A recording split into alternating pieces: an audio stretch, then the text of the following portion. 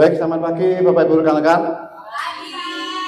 Iya, terima kasih ya masih bersemangat ya untuk sesi kali ini ya. Oke, sudah bisa kita mulai? Sudah duduk dengan nyaman? Oke, karena sesi kita kali ini tidak menggunakan laptop ya, mungkin laptopnya bisa ditutup dulu masing-masing ya, supaya pembelajaran kita hari ini lancar dan cepat selesai.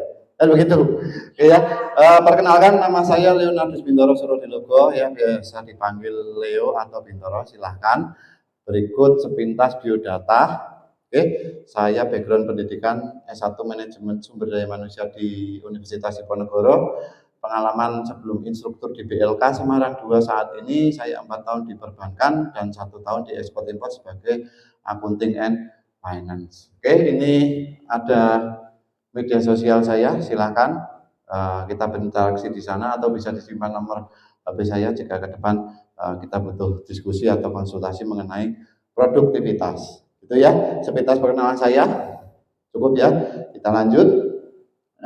Untuk keamanan dan kenyamanan dalam proses pembelajaran kita kali ini perlu saya buka dengan pengarahan tentang safety atau K3 ya.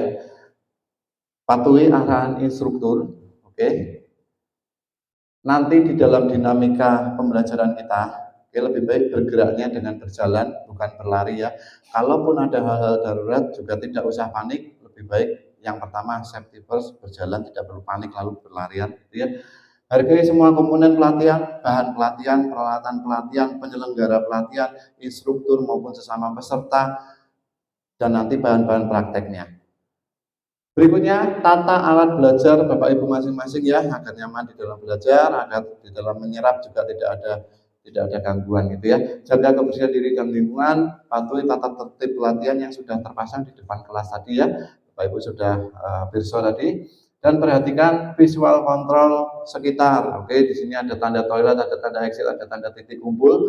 Jika nanti di tengah sesi Bapak Ibu ingin ke toilet, silakan langsung angkat tangan, tinggalkan tempat duduknya. Toilet ada di belakang kanan Bapak Ibu masing-masing ya. Dan pintu keluar kita jika dalam keadaan darurat, oke, ada di belakang kiri Bapak Ibu masing-masing. Dan kita ketemu di titik kumpul, ada di taman di depan kelas kita, sudah ada tandanya juga. Cukup dipahami ya? Lanjut. Oke, mungkin saya absen dulu ya. Atas nama Ibu Titik Swarti apakah hadir? Baik Ibu Titik, terima kasih. Atas nama Ibu Ella Dewi Jantika hadir. Oke, terima kasih semangatnya. Atas nama Pak Eri Sudibyo. Oke Pak Eri, terima kasih sudah datang, sudah join. Atas nama Ibu Rizky. Oke Bu Rizky, terima kasih. Atas nama ini Pak atau Bu ini, yang cadat sepertinya Bu, semoga tidak salah. Oke, terima kasih Bu. Gitu ya, saya tidak salah sebut gitu ya. Oke, saya akan lanjut. Sebelum belajar mengajar, saya ingin menawarkan kontrak dulu. Kita kontrak dulu ya. Saya sebagai instruktur, panjenengan sebagai peserta. Di dalam proses pembelajaran nanti ya, kita sepakat untuk sama-sama tertib ya. Saya instruktur, panjenengan sebagai peserta sama-sama tertib, hadir tepat waktu, aktif di dalam kegiatan pembelajaran ya, karena pembelajaran kita ini adalah pembelajaran andragogi, artinya pembelajaran manusia dewasa. Semakin aktif maka akan semakin mudah menyerap dan banyak mendapatkan informasi. Lalu jaga suasana pembelajaran dan ikuti tahapan sesuai jadwal yang telah disediakan oleh penyelenggara pelatihan. Ada yang perlu ditambahkan? Cukup? Kalau cukup berarti sepakat ya? Kalau sepakat berarti saya boleh mulai. Oke, saya mulai dengan sebelumnya silahkan masuk ke menti.com ya. Saya ingin mengukur Bapak Ibu setelah mendapatkan pelatihan mengenai produktivitas. Apa itu produktivitas ya? Silahkan masuk ke Menti. Oke, masukkan kode 73192616 ya. Jika sudah masuk, silahkan ikuti arahan atau instruksi yang ada di menti.com. Oke, saya izin untuk menampilkan outputnya ya.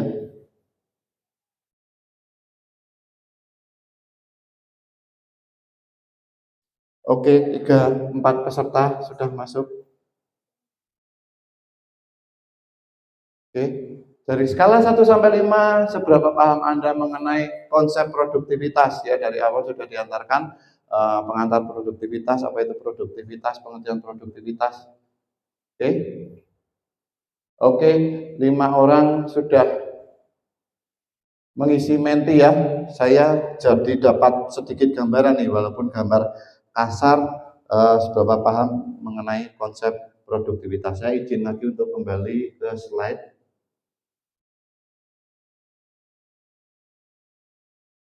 Oke, karena rata-rata pemahamannya sudah menengah ke atas, saya hanya mereview saja apa itu produktivitas secara teknis. Ya, produktivitas itu adalah perbandingan antara output dengan input. Kata kuncinya, inputnya terkait dengan proses. Oke, apa yang dimaksud output? Ada yang bisa? Ya, silakan Ibu Rizky. Barang jadi, keluaran produknya, hasil dari prosesnya, itu yang dinamakan output. Lalu input, ada yang boleh? Input? Ya, Bu Ila. Masukan atau modal? Oh gitu, oke. Masukan, bahan baku, modal ya, bahkan sudah disebutkan oleh Bu Ila dan lain-lain, nanti akan kita bahas apa itu output dan input ya. Lalu secara filosofis adalah sikap mental yang menginginkan bahwa hari ini lebih baik daripada hari kemarin, hari esok lebih baik daripada hari ini. Artinya di sana ada perbaikan ya. Perbaikan kalau sudah baik bagaimana? Ditingkatkan, dia lebih baik lagi. Tadi saya dengar perbaikan yang terus-menerus, continuous improvement, kan begitu ya. Nah, nanti dalam sesi ini kita akan sama-sama belajar. Output dan inputnya akan kita identifikasi agar peningkatannya nanti tepat, gitu ya. Nah, agar peningkatan produktivitasnya tepat dengan tujuannya, itu ya. Nah, sesi kali ini kita akan membahas tentang cara melakukan identifikasi faktor-faktor yang mempengaruhi produktivitas. Ini adalah bagian dari unit kompetensi menganalisis hasil pengukuran produktivitas. Tujuannya, setelah mengikuti pelatihan ini, peserta kompeten untuk menyebutkan faktor-faktor yang mempengaruhi produktivitas berdasarkan tujuan yang akan dianalisis. Kompeten menjelaskan tujuan produktivitas yang akan dianalisis sesuai dengan pedoman yang mempengaruhi produktivitas, gitu ya. Dan menjelaskan cara mengidentifikasi faktor-faktor tersebut, ya, faktor-faktor yang mempengaruhi produktivitas berdasarkan tujuan yang akan dianalisis. Manfaatnya apa?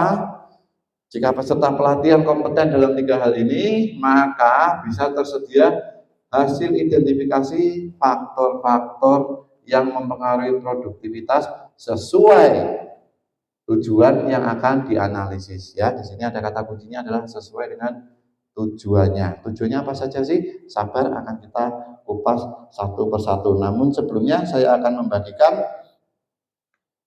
lembar pretest ya. Tadi saya sudah mengukur berapa jauh pemahaman mengenai konsep produktivitas. Saya coba dengan tes tertulis lagi. Silakan masing-masing saya bagikan satu lembar. Jangan lupa diisi namanya ya.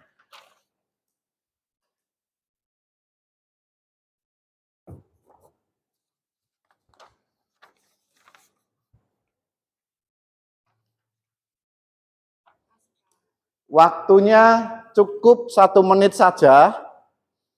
Jika sudah selesai, silakan kertasnya ditaruh di pojok kanan meja Bapak Ibu masing-masing dalam posisi tertutup.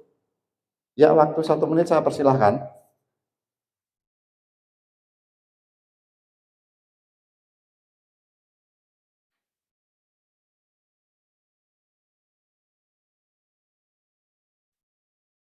Baik, belum 1 menit, namun sudah selesai semua. Ada yang belum selesai, boleh tunjuk jari. Sudah selesai ya? Sudah selesai, boleh dong saya lanjut. Oke, nah saya akan tunjukkan peta ya, listen journey atau perjalanan pembelajaran kita di sesi ini. Ya, ini terkait dengan tadi sudah saya sebutkan, menganalisis hasil pengukuran produktivitas itu terdiri dari 3 elemen. menyiapkan data dan informasi produktivitas. Menganalisis data dan informasi produktivitas. Hasil analisis ini kita lakukan menyusun kesimpulan dan rekomendasi peningkatan produktivitas. Sesi kali ini kita akan mendalami mengenai menganalisis data dan informasi produktivitas. Maka nanti akan dibutuhkan ya pengetahuan untuk mengidentifikasi faktor-faktor yang mempengaruhi produktivitas serta pengetahuan untuk menganalisis data dan informasi yang terkait dengan produktivitas. Itu ya. Nah, tujuannya apa? Tujuannya apa? Agar nanti kesimpulan dan rekomendasinya itu tepat. Rekomendasi peningkatan produktivitasnya tepat. Data informasi, jika kita bilang saya sebutkan apa itu data, apa itu informasi, tentunya akan sangat luas karena ada berbagai banyak data, ya, data kependudukan, data luas wilayah, ya, data pendapatan, oke, data apa lagi, harga lombok, harga bawang termasuk data, gitu ya. Nah, apakah itu terkait dengan produktivitas? Nah, kita perlu identifikasi agar nanti rekomendasinya untuk peningkatan produktivitas sesuai. Begitu gambaran besarnya. Kita masuk faktor-faktor yang mempengaruhi produktivitas. Secara garis besar, faktor-faktornya dibagi menjadi 4. Ya, yang pertama adalah faktor teknis, ya, faktor produksi atau operasional, faktor sumber daya manusia, dan faktor finansial. Apa yang dimaksud faktor teknis? Itu antara lain lokasi, ukuran pabrik, penggunaan mesin yang tepat, teknologi hingga teknik penelitian, pengembangan otomatisasi produksi, layout produksi, dan sebagainya yang terkait dengan teknis. Ya. Yang kedua, faktor produksi atau faktor operasional. Antara lain ada planning atau perencanaan, koordinasi, penggunaan bahan baku berkualitas, pengendalian produksi, dan tadi sempat disebutkan ya, di sana ada bahan baku. Nah, ini beberapa ahli mengatakan faktor produksi atau operasional ini adalah bisa diartikan sama dengan input. Nah, input nanti kita akan sama-sama belajar, kita kelompokkan input dalam 5M. Itu ya. Yang ketiga, faktor sumber daya manusia, tentunya harus selektif ya dalam memilih sumber daya manusia terkait dengan skill atau keterampilannya, knowledge atau pengetahuannya, dan attitude atau sikap tingkah lakunya. Dan yang keempat, faktor finansial, yaitu ada kapital, ada aset, kewajiban, dan ekuitas. Ini semua tertuang di dalam neraca keuangan perusahaan. Masih ingat neraca ya? Ada aktiva dan yang sebelah kanan pasiva gitu ya. Nah, ini data tersebut nanti bisa didapat di neraca keuangan. Sampai sini dulu mengenai faktor-faktor yang mempengaruhi produktivitas. Ada yang perlu ditanyakan atau didiskusikan? Cukup paham ya? Jika saya tanyakan apa saja 4 faktor yang mempengaruhi produktivitas, bisa ya? Teknis, produksi, SDM, finansial. Oke, lanjut bungkus ya. Bungkus, oke. Berikutnya, nah ini tadi kita membahas tentang 5M. 5M lagi masuk di input. Input itu apa tadi? Faktor produksi atau faktor operasional ya. Nah, ini bentuknya ya. Bentuk apa ini? Ikan ya. Nah, 5M ini perhatikan saja. Di sini saya gambarkan ikan ya, agar mudah mengingat. Jadi nanti kalau ditanyakan 5M, ingat-ingat gambar ikannya gitu ya. 5M itu man atau manusia, machine atau mesin ya, money atau uang atau modal, method atau metode prosedur, materials atau bahan baku. Dalam konsep yang lebih modern ada boleh yang menambahkan tidak hanya 5M tapi 1E, yaitu environment atau lingkungan. 5M 1E ini adalah input ya, ternyata ada yang memasukkan lingkungan ini sebagai input di dalam prosesnya. Dan semua komponen ini mengandung risiko potensial untuk terjadinya masalah. Gitu ya. Nah, sampai sini dulu 5M 1E sudah cukup jelas? Apa M bisa disebutkan 5M? M pertama? Man, machine, money, method, Material, satu E-nya environment atau lingkungan. Oke, cukup paham ya? Boleh saya lanjut? Bungkus ya ikannya ya? Oke, dibungkus. Ya, berikutnya setelah kita tahu faktor-faktor yang mempengaruhi produktivitas, lalu kita akan mengetahui langkah-langkah melakukan identifikasinya. Itu ya, sebetulnya ada beberapa macam cara atau langkah identifikasi, namun kita akan fokus pada analisa roots, yaitu identifikasi dengan tidak menunggu masalah dan mencari penyebabnya. Artinya kita melakukan mitigasi terhadap potensi-potensi terjadinya masalah. Itu ya. Nah, analisa roots ini ada 3. Yang pertama metode Ishikawa atau fishbone. Apa itu fishbone? Tulang ikan, bagaimana bentuknya tadi tulang ikannya? Pink ya, tulang ikannya pink ya. Oke.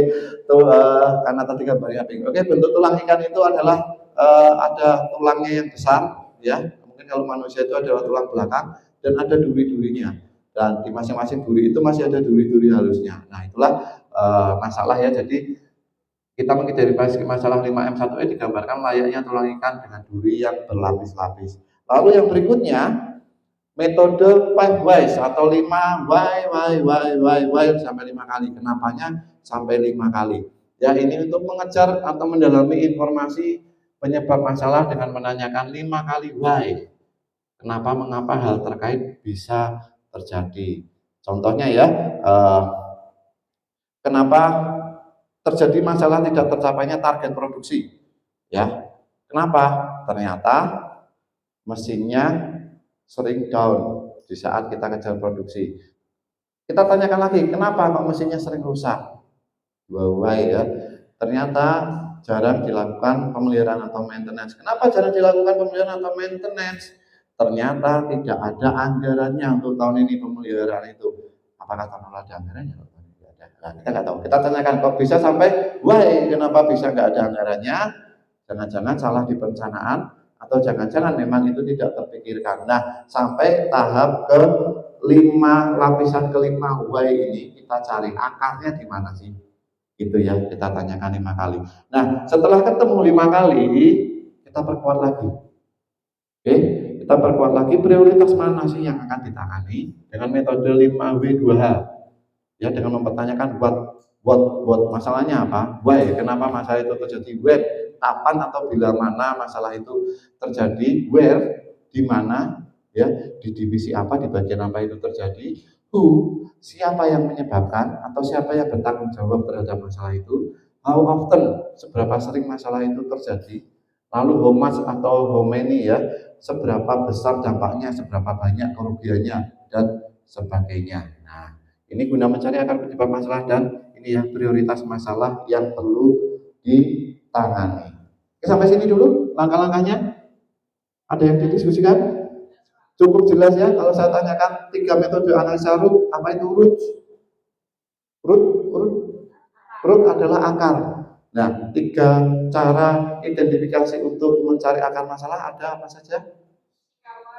Ishikawa atau fishbone, oke. Why 5 ways, lalu 5W2H, oke. Bungkus lagi ya, oke. Nah, tujuannya kita mengidentifikasi masalah pada faktor-faktor produktivitas itu tadi adalah agar tersedia data dan informasi produktivitas yang akan dianalisis berdasarkan tujuannya. Itu ya, jadi kita harus tahu dulu nih faktor produktivitas apa saja, lalu kita identifikasi agar kita ya nanti menganalisisnya sesuai tujuan. Apa tujuannya? Apakah kita akan menganalisa produktivitas tenaga kerja? Apakah kita akan menganalisa pengukuran produktivitas bahan baku? Apakah kita akan menganalisa pengukuran produktivitas material, modalnya atau energinya? Nah, itu gunanya identifikasi agar tepat berdasarkan tujuan itu tadi. Produktivitas parsial ya, bahwa itu satu, produktivitas tenaga kerja berdiri sendiri, bahan baku berdiri sendiri, material berdiri sendiri, atau bisa juga gabungan. Kita mau lihat produktivitas tenaga kerja dan bahan bakunya, atau secara keseluruhan itu produktivitas total faktor. Nah, kesimpulannya faktor-faktor yang mempengaruhi produktivitas teridentifikasi, maka akan diketahui tujuan produktivitas yang akan dianalisa apa saja. Ini tadi ya, tersedianya data dan informasi produktivitas yang akan dianalisis berdasarkan tujuannya ya. Jadi tujuannya nanti akan tepat sehingga nanti pada elemen kompetensi berikutnya memberikan rekomendasi itu akan tepat. Tujuannya kita akan menganalisa hasil pengukuran yang mana. Itu ya. Sampai sini ada pertanyaan? Kalau tidak ada pertanyaan ganti saya yang nanya ya. Ya. Nah, faktor-faktor yang mempengaruhi produktivitas terkait dengan faktor produksi atau operasional ya, apa? Masih ingat 5M 1E? Ya, kemudian mesin, metode, material, money, environment. Oke, 5M 1E. Itu ya. Bungkus kemudian ya. Bungkus. Oke. Berikutnya 5 kenapa ya? Perhatikan gambar yang ada di sini. Ini gambar apa ya kira-kira ya? Ya, Bu Ella silakan. Kurang bersemangat di dalam bekerja gitu ya. Nah, apa yang terjadi dalam bekerja tersebut kurang bersemangat di dalam bekerja. Nah, coba Bu Ella identifikasi penyebabnya dengan 5W. Kenapa dia kok kurang bersemangat di dalam bekerja? Kenapa dia tidak semangat? Karena dia kelelahan. Kenapa dia kelelahan? Karena dia kurang tidur. Kenapa dia kurang tidur? Oke, karena dia habis ngelembur. Apakah tiap hari? Kenapa dia ngelembur tadi malam? Karena kerjaan kemarin belum selesai. Kenapa? Kok bisa? Pekerjaan kemarin hari ini belum selesai? Oh, oke, suka menunda-nunda pekerjaan. Kenapa ya? Menunda-nunda pekerjaan. Karena gajinya kurang gede gitu ya. Berarti masalahnya ada di mana? Ada di gaji atau mainnya? Mainnya atau metodenya? Ya, kalau gajinya gede kira-kira bisa beli satu hari menjadi 48 jam atau tetap 24 jam? Tetap 24 jam gitu ya. Oke, kita dalami dengan 5Y gitu ya. Nah, berikutnya masih ingat gambar apa ini? Tadi ikannya ikan mas, sekarang ikannya ikan bandeng ya. Bandengnya ini silakan nanti dibakar, namun sebelum dibakar, di sini ada masalah yang nampak adalah target penjualan tidak tercapai. Oke, lalu ditemukan bahwa penyebab utamanya karena kurangnya motivasi. Nah, tolong diidentifikasi dengan tulang ikan fishbone ini, ya. Kira-kira dari faktor manusia, apa yang menyebabkan potensi apa sih yang menyebabkan kurangnya motivasi? Ada yang bisa bantu jawab? Silakan tulis gitu.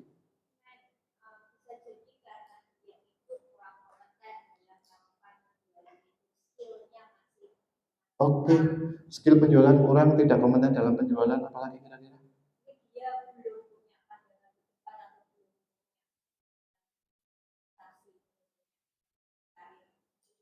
Oke, achievement motivasinya kurang gitu ya, belum punya keinginan yang mendesak gitu ya. Ya, oke, itu tadi jadi dari faktor manusia ternyata ada faktor-faktor kecilnya yang bisa kita gali. Lalu dari faktor mesin kira-kira apa yang menyebabkan ini kurangnya motivasi? Mesin dulu, Bu. Mesin cepat rusak, oke. Bisa bikin orang yang memegang mesin itu malas bekerja ya, mesin rusak-rusak saja gitu ya. Apalagi kira-kira Pak ini mesin Pak? Dukungan spare part yang kurang ya, karena mesinnya itu sudah mesin jadul, spare partnya susah dicari. Nah, kira-kira seperti itu. Sampai sini dulu yang mau ditanyakan? Cukup lanjut dibungkus? Oke, bandeng bakarnya dibungkus itu ya. Nah, setelah membungkus dua bandeng, saya mau berikan oleh-oleh lagi ya. Oleh-olehnya ini boleh dimakan di tempat, Baik Bu. Ya, saya akan membagikan masing-masing satu lembar post test. Silakan diisi nama, ya, dan dikerjakan sesuai dengan petunjuknya. Waktu 1 menit, selesai tidak selesai, 1 menit berakhir, kertas akan diletakkan di pojok kanan dalam posisi tertutup.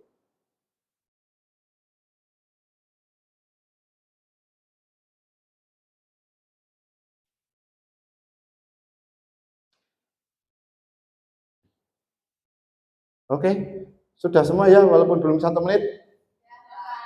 Cukup mudah? Oke, semoga mudeng ya, tidak mubeng dengan materi kita hari ini. Karena tadi sudah ditunjukkan jalannya, jadi nggak mubeng-mubeng ya. Semoga makin mudeng. Oke, nanti saya akan cek ya hasil evaluasinya. Oke, nah saya akan memberikan tugas tambahan. Silakan Bapak Ibu rekan-rekan mencari referensi dan susunan rekomendasi mengenai cara meningkatkan produktivitas kerja karyawan terkait faktor sumber daya manusia. Ya, harusnya tadi ada berapa faktor? 4 faktor ya. Nah, namun nanti tugasnya kebanyakan, kasihan Bapak Ibu ya. Terkait faktor SDM saja. Ya, gitu. Cari referensi mengenai cara tersebut. Lalu susun rekomendasinya, dikumpulkan maksimal esok hari. Ya, ini untuk persiapan materi kita besok ya. Bisa dikirimkan ke WhatsApp saya, boleh ke email saya. Silakan dicatat.